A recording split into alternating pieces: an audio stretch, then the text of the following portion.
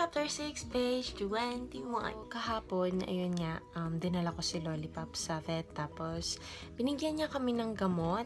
Ito, ilalagay sa mata ni Lollipop. Sana madali lang. And sabi kasi, twice a day daw. So, ayun, naisip ko, isa sa umaga, isa sa gabi. Pero yung gabi medyo madali yun kasi yun yung oras na active si Lollipop, gising yung mga hamster. Update pala sa paglilipat kwarto ni Lollipop. Ayan, yung ginawa niyang kwarto. Hindi masyado nakikita pero nilagay niya yung mga cotton niya dun. So, yun kung asan yung cotton, dun lagi si Lollipop. Book 16, Chapter 6, page 22. Book 16, Chapter 6, page 23. Good morning! Maulan na naman dito.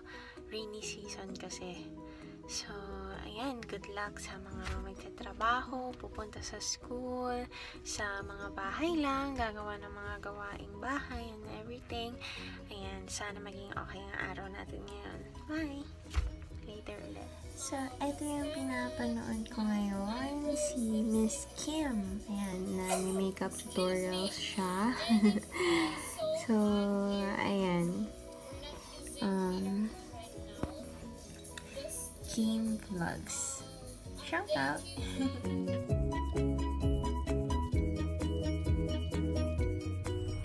Book 16, Chapter 6, page 24. OOTD ko, simple lang.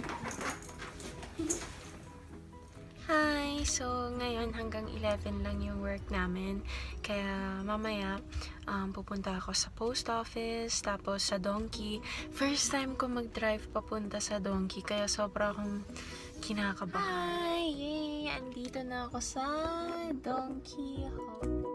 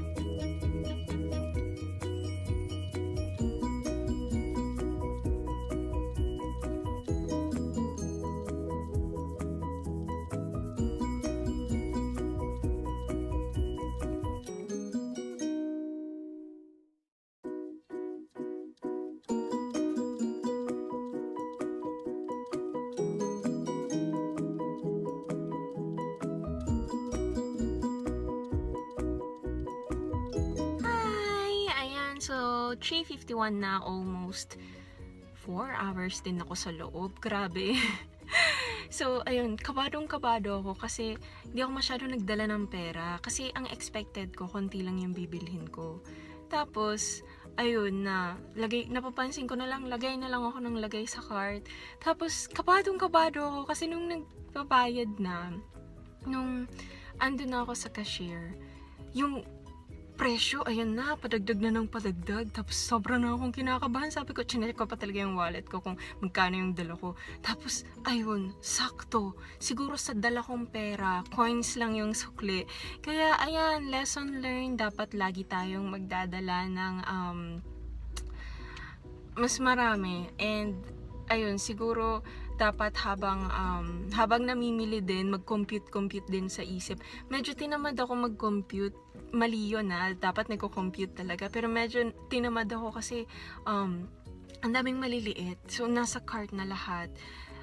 Kaya, hindi ko na siya nabilang. Pero, ayun, sabi ko na lang talaga kanina kasi pagod na ako and gutom na din. Sabi ko na lang, bahala na. Pag ma-short ako, bawasan ko na lang.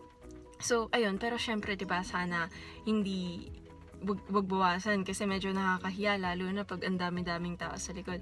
So, ayun, as in naiisip ko na kanina nung padagdag yung presyo, sabi ko, buti na lang walang tao sa likod ko, okay lang kahit may ibabalik ako, pero buti na lang Ay, so, ayun, may, 'di ba sa bawat naman na pagkakamali natin, natututo tayo. So, eto yung natutunan ko ngayong araw na to.